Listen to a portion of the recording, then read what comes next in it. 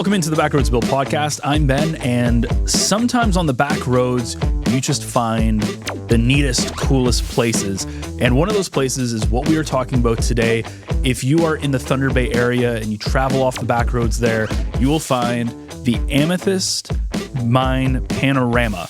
And they are just a bit different than your big global mining. When you think mining, you think of these big corporations that are, you know, these multi-million, potentially billion-dollar industries.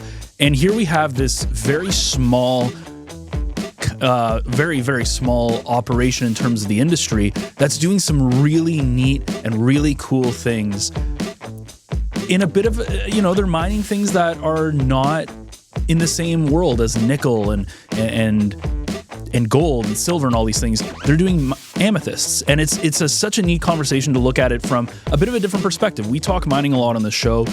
Most of what we talk about tends to be those big corporations. Here we get to see how the smaller businesses do it.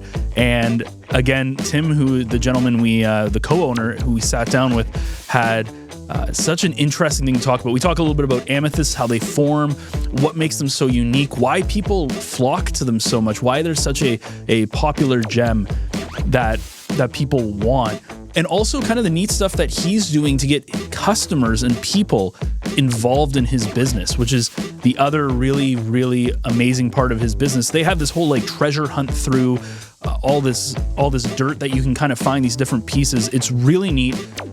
Tim does a way better job of explaining it than I will. So it's a fantastic episode where we really dive into some of the business model and how this works and why it's so good and how he's breaking, I think, the mold a little bit, so to speak, when it comes to this industry. So all of that on the way, but first, a word from today's sponsor, Source for Sports.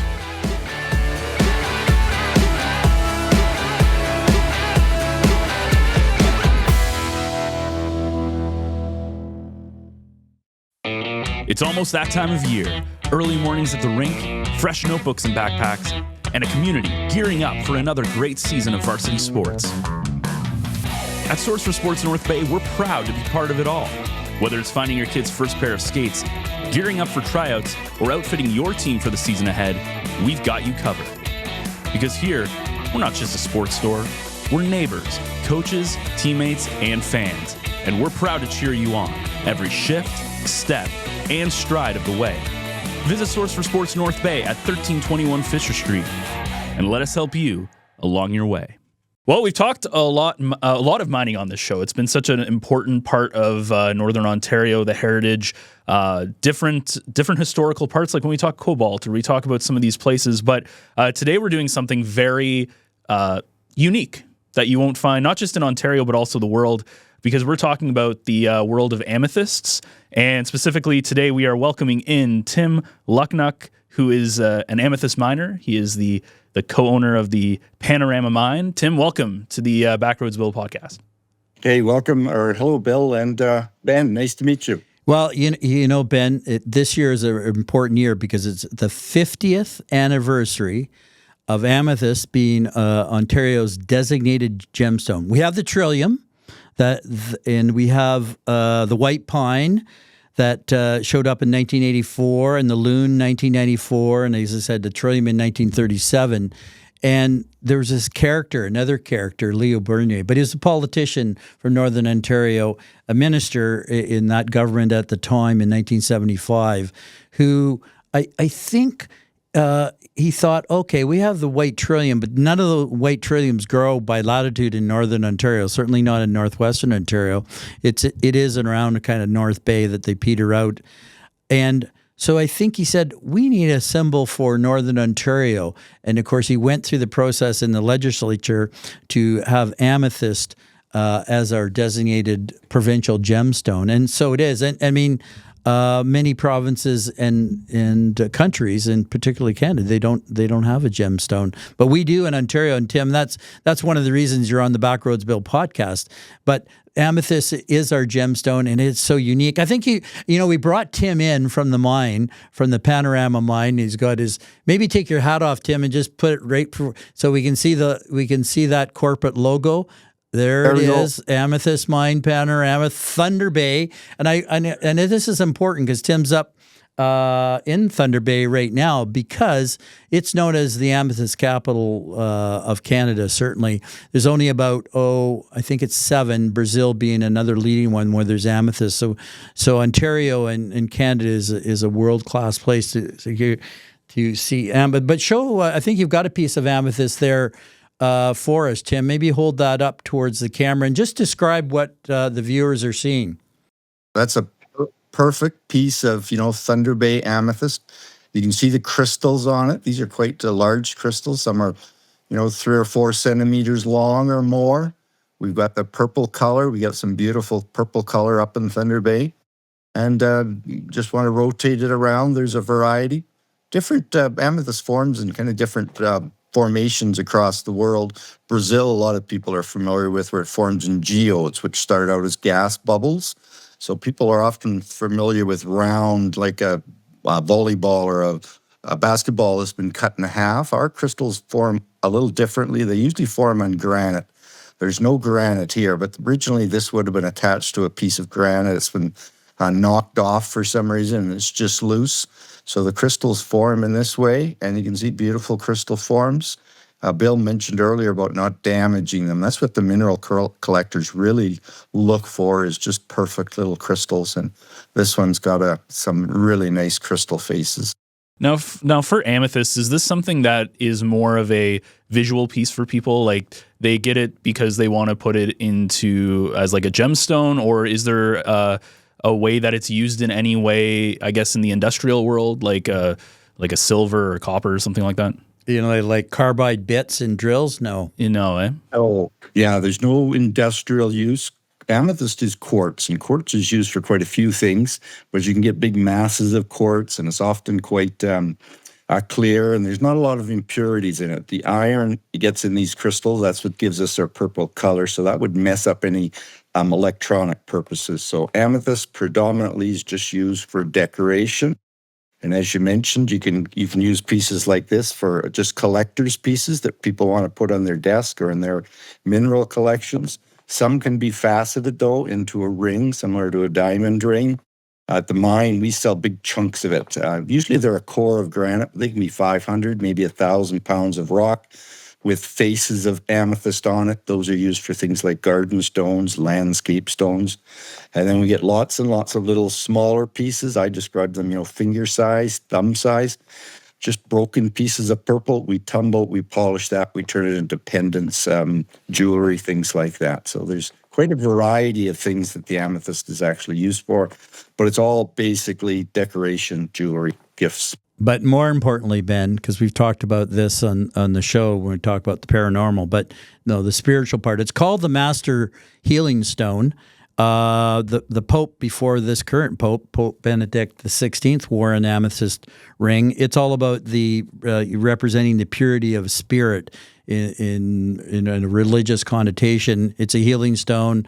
People carry it, and so I know Suzanne, who was on our program talking about the Cold War crash, and she always has her clients hold pieces of amethyst, and she holds a piece when they're doing that medium kind of interface to talk about that. But Tim, again, and I think you probably, and we'll talk about people coming to the Panorama Mine that's little west of Nipigon on Highway 11 and 17, that people come there for so many reasons, but I'm sure there are people there that come for the healing stone.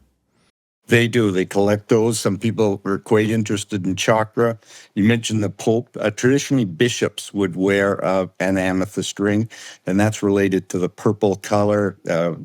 Purple's always been associated with royalty. It's in lots of history, really, with amethyst. It goes back a couple thousand years where legends, it's mentioned in the Bible. So birthstone of February, that comes about, again, from the 12 stones in the breastplate of Aaron mentioned in the Bible.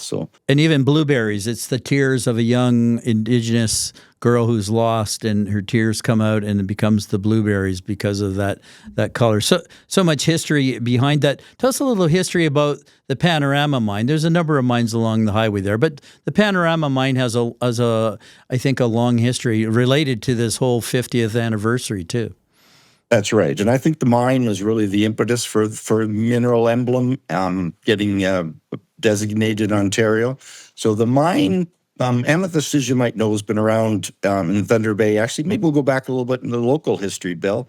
It's something like 9,000 years ago. So just down the highway, as you mentioned, our mine and most of the Amethyst mines about halfway between Nipigon, Ontario and Thunder Bay, Ontario, near Mackenzie River. They were doing archaeology a few years ago.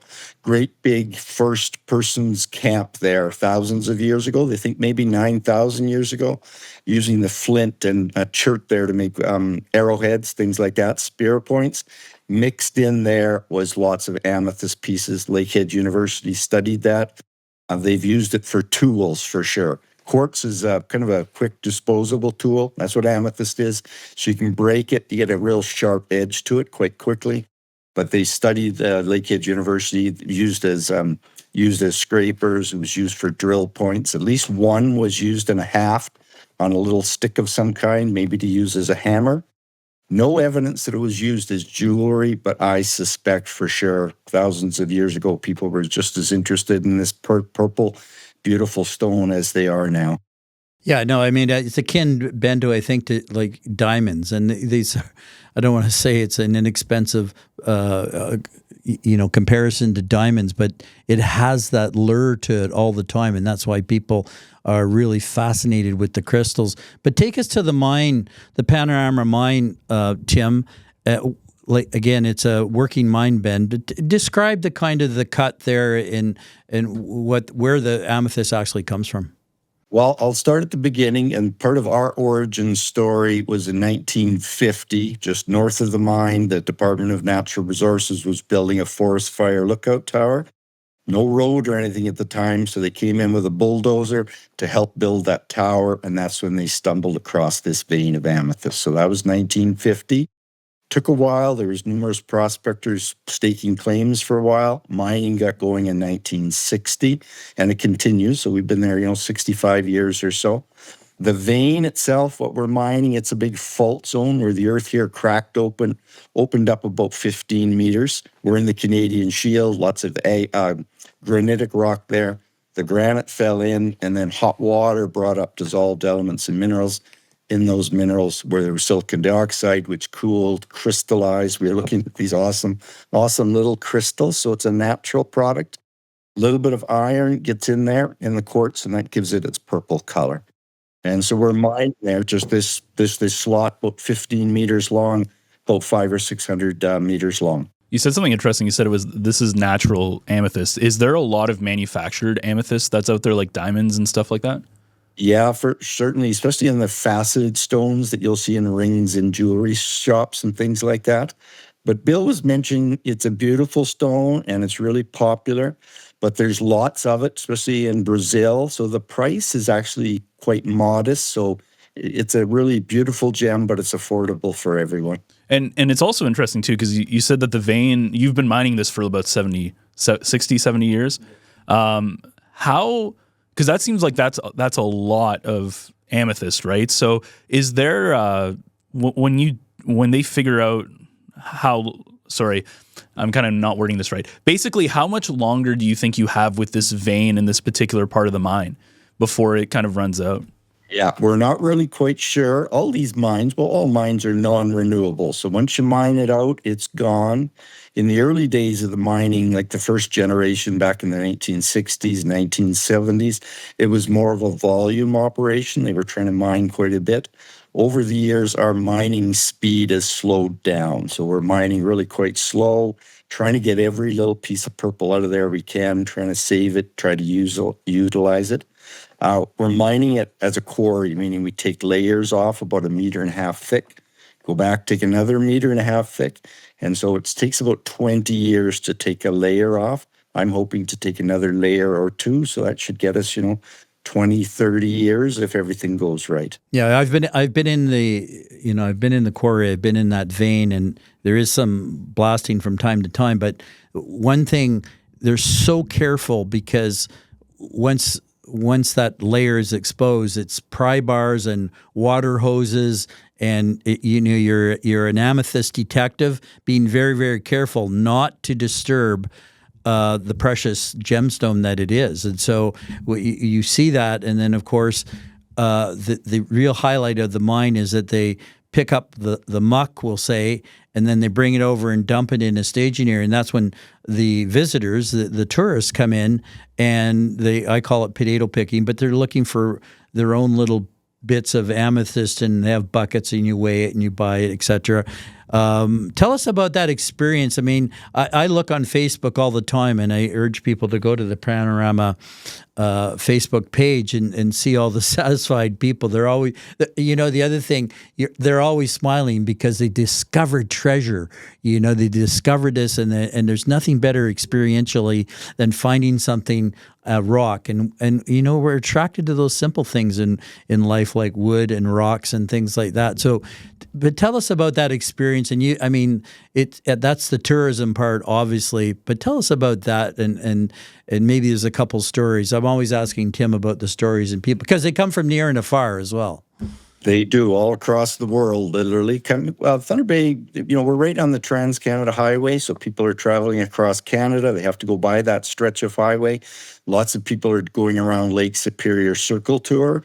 And just south of Thunder Bay is Minnesota. So quite a few Americans are just popping up. Some come up just for a day or two to visit Thunder Bay. Some just come to the mine for the afternoon and they stay in the United States. But certainly the mine and the other mines in the area are quite an attraction. People are interested in just this beautiful purple stone. They want to find out what's going on. We teach them a little bit. We go through the history of the mine and a little bit of the geology, a little bit of the mineralogy, but definitely they want to head out to what we call the digging area. That's mine. You could call it the waste dumps. It's just material that's been moved out of the mine over the years. We go through it, the miners, and try and get the best pieces, but we miss lots and lots. Lots is put in the loader of the bucket, put out in the digging area. And so often at the end of the shift, 4:30 or so, sometimes after, that loader comes out of the quarry. It's got a bucket filled full of mud and amethyst, and we put it out there. And there's water hoses available, so everybody they just zoom into that purple, fresh material, going through it. They never know what they're going to find. Sometimes they do find awesome pieces, but it's that sense of discovery, beautiful stone, purple stuff. It's a really nice experience for a lot of people.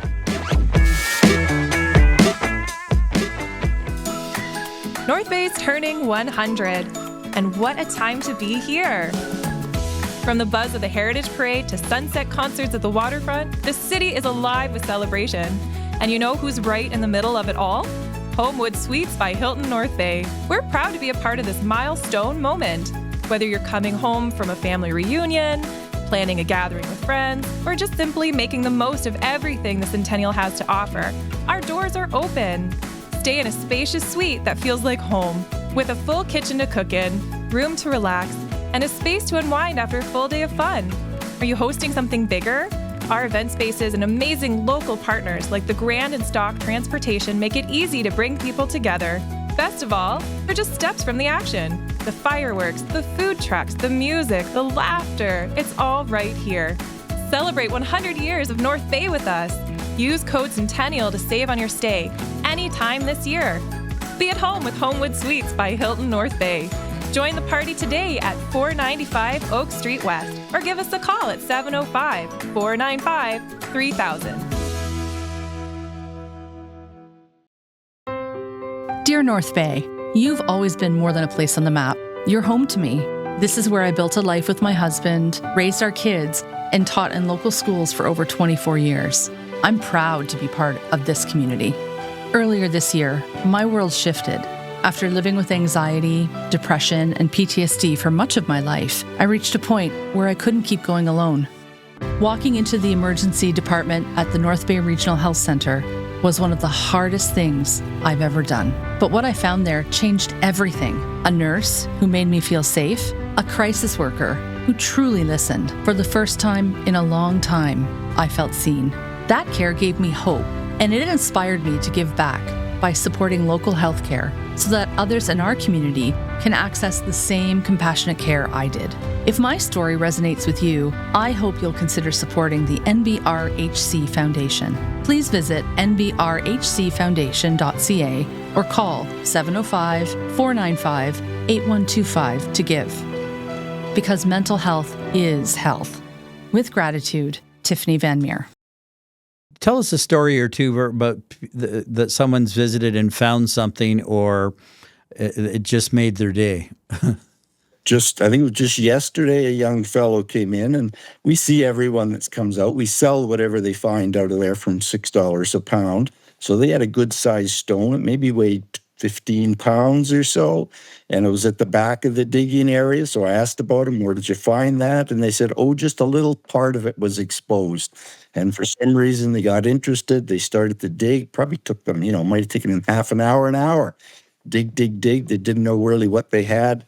Took this rock out. They came back to the wash table, clean and sort, and it turned out to be just a beautiful stone. It had the quartz and little veins and vugs all over the place. I don't think I posted that one on our Facebook yet, but that'll be up in the next day or so. And so it was a young fellow. I would say the boy, he was maybe 12, 13 or something with his parents.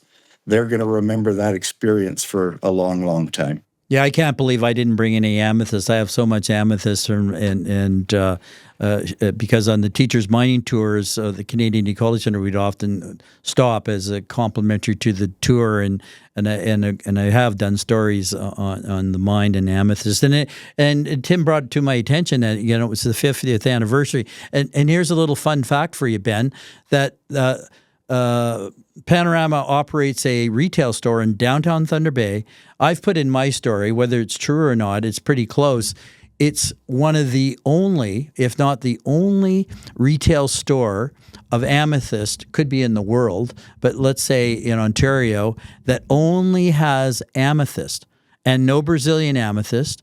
Ontario amethyst, obviously from the Panorama mine. And Tim, go through the creativity. Describe some of the things you make with the amethyst. Not, Ben, just, you can have the garden variety type of stone that you pick up and put it in your garden. You can have the coffee table kind of piece that we just saw here that Tim's exhibited, and small, large, in between from whatever the price point is. But tell us some of the things you've made over the years that retail. That's right, Bill. So we mine during the summer. The mine's as a tourist attraction, so lots of people go there.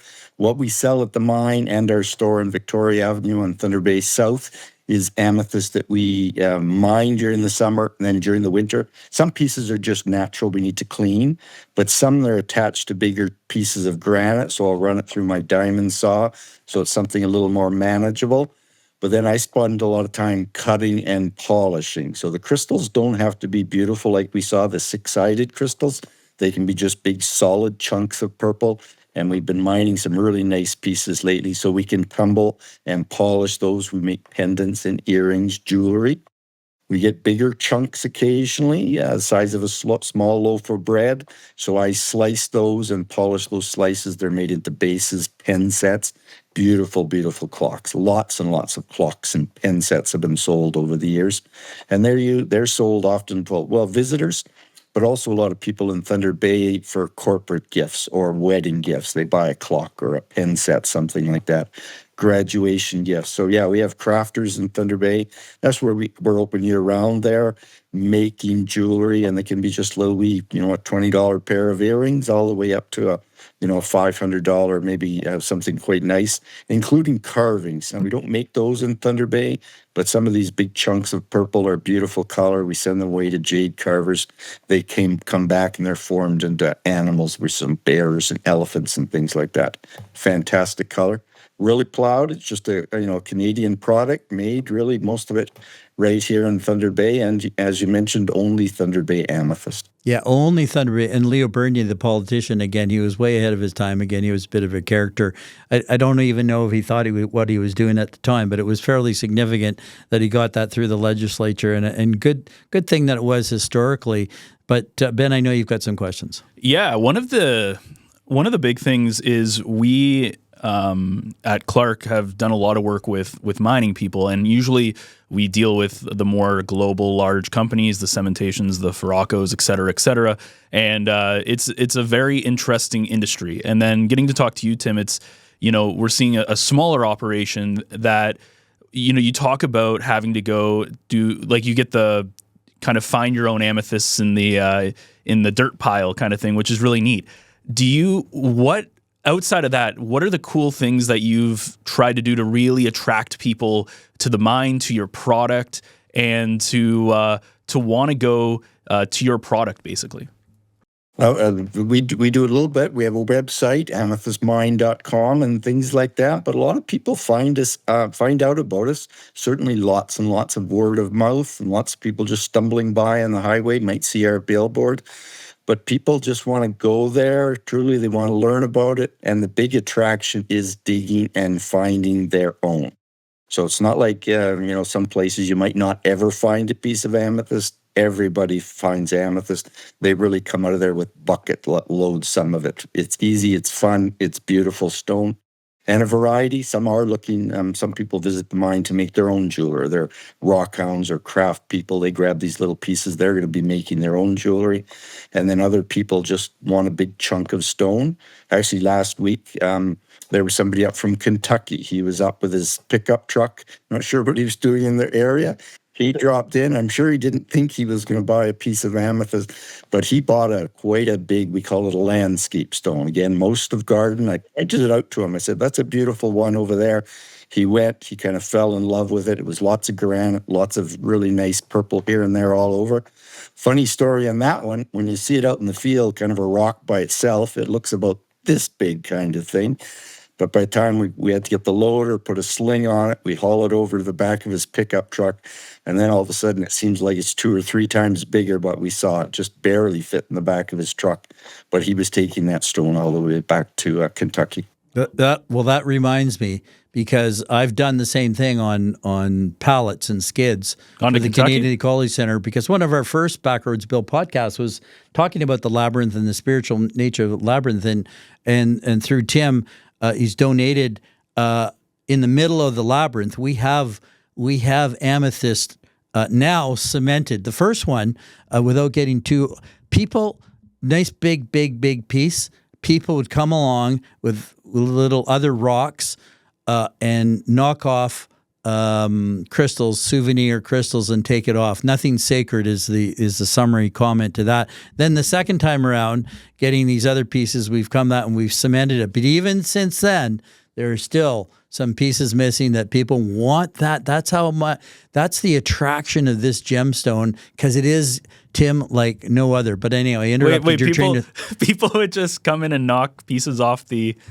That's kind of a rude thing to do. Well, I guess we could call it sacrilegious. You can call it whatever you want it to be. But it goes back, when I think about that, but it's that precious nature of something that, when people want something, they'll go to whatever ends to get it. But anyway, that's the nature of amethyst in northwestern Ontario in particular, and how people are attracted to it. I have amethyst beside my bedstand and all that energy and things I prescribe to, but that's the nature of this kind of. You talked about other mining in Northern Ontario. There's no different mining; it's just a different scale. And rocks. We've played with rocks forever, and rock collections and things like that. When you think about it, if you want to take back a little piece of Northern Ontario, it would be something like amethyst. Could be maple syrup. It could be indigenous crafts from anywhere, but from Manitoulin Island. But when you think about it, what is it that truly represents our vast and magnificent land here in Northern Ontario? But I interrupted you. You were going to ask another question. Oh, I was just going to ask Tim a little bit about Tim and see kind of what got you interested in the world of geology, in the world of amethysts, in the world of mining, and how did you get into the spot that you are? Because you are co-owner with your wife, and I'm assuming, well, you said this has been going on for 50 years, so I'm assuming you didn't start the mine, but maybe you can give us a little bit of a background on your personal kind of. Right. So my parents had a big influence on almost everything I've done in my life, and the same as my siblings. Good or bad, they're a big influence. So back in 1980, my parents, Steve Lukinuk and Lorna Lukinuk, the previous owner, these have always been family businesses, these mines. That's the scale we're talking about. You might have a partnership or two, but they're just single proprietorships mainly. Mr. Hartfixon, that was Rudy Hartfixon, he really got the industry going. He was the person that first developed what now has become Amethyst Mine Panorama. So he operated from 1960 to 1980. He passed away, and it changed hands. It went to become my parents. So I've been up at the mine since I've been a teenager. I've gone away, done other things. I went to school, for example, geology for a bit. Got out of geology after a couple of years, got a degree in business and economics. Over the years, though, I'd come back to the mine, and Lori, my wife's been involved with the mine, so we work up there. This is our full-time employment. Mine during the summer, do the tourists during the summer. Off-season, we're making jewelry, so we're quite involved there. So that's the history. My parents are both passed on now. Lori and I were able to make the transition to now we own the mine, and we're kind of continuing on the legacy of what our parents did for literally for 40 years of their lives. And you talked about creating jewelry. Is that under a different moniker, or is it still underneath the mine? We call it Amethyst Gift Center. That's the name of our store in Thunder Bay. So that's where it's retail open year round, but we make jewelry there, gift items year round, retail it at the mine. So there's gold in them there hills. Tim, do you still get excited when you're hosing or you uncover something? Do you still get excited when you see something that? Yes, every day. Yeah. And where we are now, there's not a lot of these points and clusters, which we saw at the beginning of the program here, the beautiful little crystals. Just they don't always form like that. Sometimes the crystals come together tightly. It's vein material. Mining, they kind of get broken, finger and thumb size pieces. But where we are now, we put the hose on there. There's lots of mud and dirt around. We're spraying it off, and it's unbelievable purple. Just the whole ground is filled with purple, and it's beautiful, beautiful color, just solid. It's fantastic. I know that I'm going to use a good portion of that to make jewelry, things like that out of. But a lot of that is also the same, which gets put in the bucket, into the shift, and it gets out in the digging area. So I'm excited about almost everything we have at the mine. It's pretty special. It's pretty cool. And then when it gets out in the digging area, so are our visitors. They get a sense.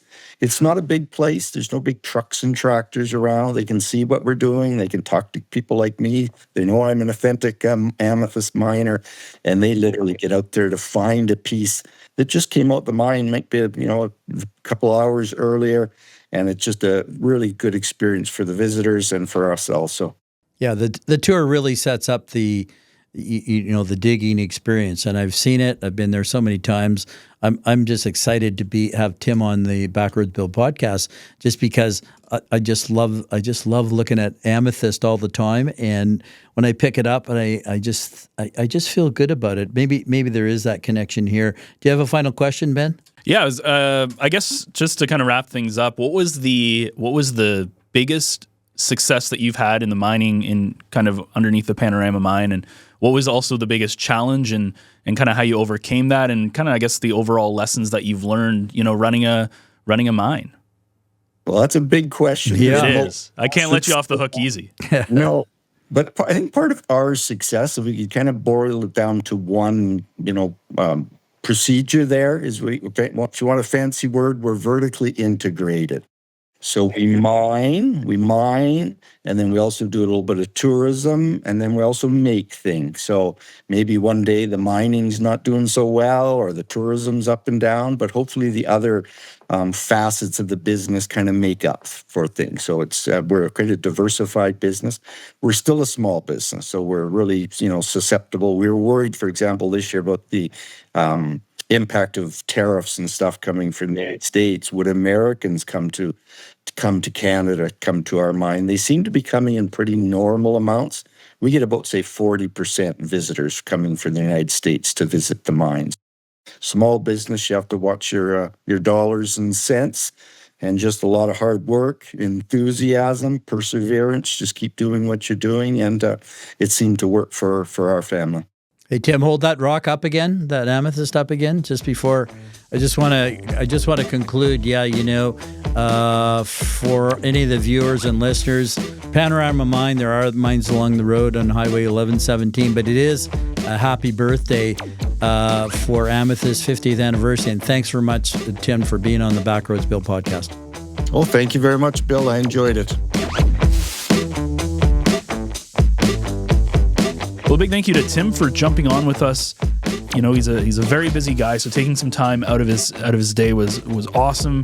And the one thing that I really like from this is the treasure hunt style that he kind of did. You know, you can go in and they dump all of the, I guess you could say, waste that they have of dirt and stuff, and you can just go in and see what you get. It's like picking in like a strawberry field or something. It's really neat. It saves money. You get it for a reduced amount, and it's a really cool way for them to interact with their audience and for them to interact with people that, again, this industry doesn't normally do. And to see these smaller scaled businesses be able to operate and thrive in this business model is really, really neat.